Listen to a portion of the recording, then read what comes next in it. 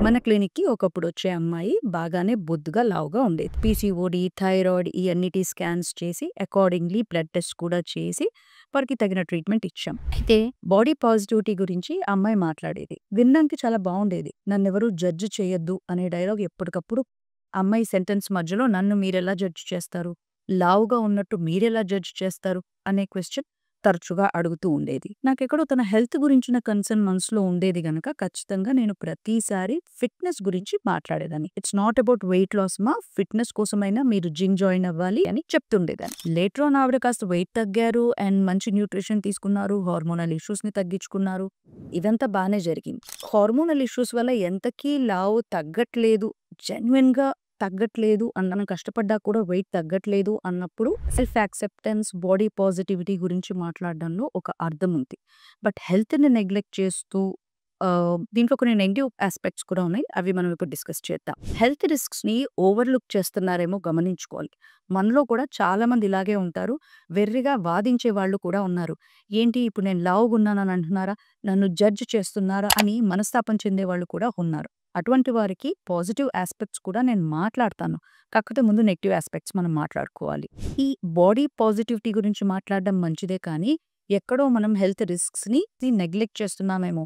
Over weight వల్ల potential health risks ఏమన్నా ఉన్నాయా? ఎక్సెస్ వెయిట్ ద్వారా diabetes, blood pressure, heart diseases వచ్చే ఛాన్సెస్ కూడా ఉన్నాయి. ఇది నెగ్లెక్ట్ చేయకూడదు. లావుగా ఉన్నదాన్ని మనం పాజిటివ్‌గా చూడడం అనేది అన్ని వేళలా సరికాదు. బాగుండరు. జెనెటిక్ ప్రిడిస్పోజిషన్స్ ఉంటాయి. ఒక్కొక్కరు ఒక్కొక్క వెయిట్ ఉంటారు.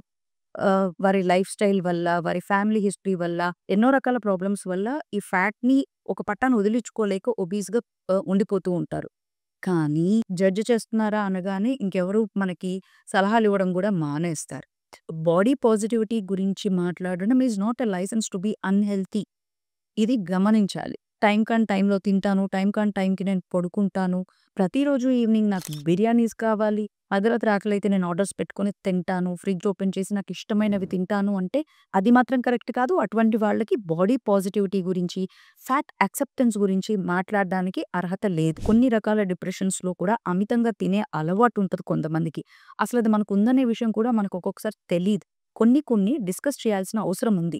డిస్కషన్ మొదలు పెట్టగానే you people are judging me అని మాట్లాడేయడం సరికాదు. Emotional eating, trauma, childhood traumas, mental health condition ఇవన్నీ అసెస్ చేసుకుంటూ ఉండాలి. మన పక్కనోళ్ళతో మాట్లాడితేనే కదా వాళ్ళు మనం ఎలా ప్రవర్తిస్తున్నామో కూడా చెప్పగలిగేది. చెప్పినప్పుడు పాజిటివ్‌గా తీసుకొని దాని గురించి మనం ఏమైనా చేయగలమేమో ఆలోచించుకోండి. మీకు మీరుగా ఒక అడ్డంగా ఒక బాడీ పాజిటివిటీ అనే గోడ కట్టేసుకొని ఉంటాము అంటే నష్టపోయేది మనమే. ఇకపోతే పాజిటివ్స్ విషయానికొస్తే accept and love yourself. Me body shape ఏదైనా, వెయిట్ ఏదైనా. నిజంగా మిమ్మల్ని మీరు ప్రేమించుకుంటున్నట్లయితే ఖచ్చితంగా మీ ఫిట్‌నెస్ గురించి మీరు పట్టించుకోవాలి. వెయిట్ తగ్గుతామో లేదో తర్వాత సంగతి. ఫిట్‌నెస్ ఓరియెంటెడ్‌గా థింక్ చేయడం చాలా అవసరం. ప్రతి ఒక్కరం బాడీ పాజిటివిటీ, ఫ్యాట్ యాక్సెప్టెన్స్ గురించి డిస్కషన్స్ చేసుకోవడం వల్ల అది ఒక స్టిగ్మా లాగా, టాబూ లాగా ఉండకుండా సో, ఫ్యాట్‌ని నార్మలైజ్ చేయడం వల్ల వచ్చే ఉపయోగాలేంటో ఇప్పుడు డిస్కస్ చేద్దాం. బాగా ఒబీస్‌గా ఉన్నవాళ్ళు ఇబ్బంది పడకుండా ఫ్రీగా మూవ్ అవ్వడానికి హెల్ప్ అవుతుంది. ముందు మెంటల్ హెల్త్ చాలా బాగా ఉంటుందండి. మెంటల్ హెల్త్‌కొచ్చిన డోకా ఏమీ లేదు. Body positivity, fat acceptance normalising this obesity ఇవన్నిటి ద్వారా యాంగ్జైటీ, డిప్రెషన్, మెంటల్ డిజార్డర్స్ రావు. ఎందుకంటే హ్యాపీగా ఉంటారు గనక. ఫ్యాట్‌ని నార్మలైజ్ చేస్తూ, ఒబెసిటీని నార్మలైజ్ చేస్తూ ఉండడం వల్ల వెయిట్ లాస్ అనే ఒక పిచ్చి పరుగు కాకుండా fitness, regular exercise, healthy eating habits, healthy life style modifications గురించి మనం డిస్కస్ చేయొచ్చు. కానీ అన్ని వేళలా దీన్ని నార్మలైజ్ చేయడం సరికాదు. నార్మలైజ్ చేయాల్సిన చోట చేయాలి. కానీ అన్‌హెల్తీ హ్యాబిట్స్‌కి ఇది లైసెన్స్ కాదు అని కూడా గ్రహించాలి. మన గురించి మనమే పట్టించుకోవాలి. మన ఫ్రెండ్స్ ఎవరైనా ఫిట్‌నెస్ గురించి అడ్వైస్ ఇచ్చినప్పుడు జడ్జ్ చేస్తున్నారు అనే కోణంలో కాకుండా, అరె! వీళ్ళు మన ఫ్రెండ్స్ కనుకనే కదా నాకు చనువు తీసుకొని, నాకు రాబోయే డేంజర్స్‌ని, నా హెల్త్‌కి రాబోయే రిస్క్స్‌ని అసెస్ చేసుకొని నా మంచికే చెప్తున్నారు కదా అన్న మినిమమ్ కామన్ సెన్స్‌తో మనం తీసుకోవాలి. జడ్జ్ చేస్తున్నారు అనే దగ్గరే ఉంటే మన ముందు మనం ఒక గోడను కట్టేసుకుంటున్నాం. ఈ గోడ అలా చేయి పెట్టి చూస్తే మధ్యలో ఏమీ ఉండదు. కానీ మనకు మనంగా చుట్టూ ఒక గోడను నిర్మించుకొని విక్టిమైజ్ చేసుకుంటూ విక్టిమ్ మోడ్‌లో మనం ఆలోచించినప్పుడు అందరూ తప్పుగానే కనపడతారు. మన ఫ్రెండ్స్, మన అమ్మ వాళ్ళు, నాన్న వాళ్ళు వీళ్ళందరూ కూడా ఇదే చెప్తున్నారు అన్నప్పుడు ఎక్కడో కొంచెం మనం మాట వినాలి అనేదే కదా అర్థం. సో, ఒక్కసారి బాడీ పాజిటివిటీని అనే మాటని, నార్మలైజింగ్ ఒబెసిటీ అనే మాటని పక్కన పెట్టి, హెల్త్ రిస్క్స్ కోసము మన వాళ్ళు మనకి మంచి జరగడానికి అడ్వైజెస్ ఇస్తున్నారేమో గమనించండి. వాళ్ళెవ్వరి అడ్వైజెస్ వినాలి అనుకోకపోతే, ఈ వీడియోని మళ్ళీ, మళ్ళీ రిపీట్ చేసుకొని వినండి. మీకోసమే, మీ హెల్త్ కోసం మీరు ఆలోచించుకోవాలి.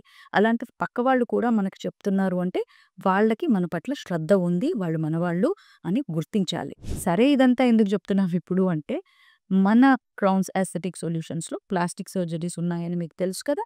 అందులో లైపోసక్షన్, సర్జికల్‌గా టమ్మీ టక్స్, బ్రేకియోప్లాస్టీ, ఆహ్, బాగా వెయిట్ లాస్ అయ్యాక లూజ్ అయిపోయిన స్కిన్, పొట్ట ఇలాంటి వాటికి ప్లాస్టిక్ సర్జరీస్ కలవు.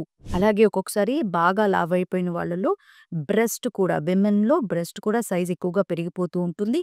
ఇలాంటి వాళ్ళకి బ్రెస్ట్ ఆగ్మెంటేషన్ కూడా కలదు. సో, దీన్ని ఫ్యాట్ షేమింగ్ అని కాకుండా బాడీ పాజిటివిటీ అని కొన్నాళ్ళు అనుకోవడంలో తప్పు లేదు. But you cannot take this as a licence for being unhealthy. Hope you like this video viewers. Thank you.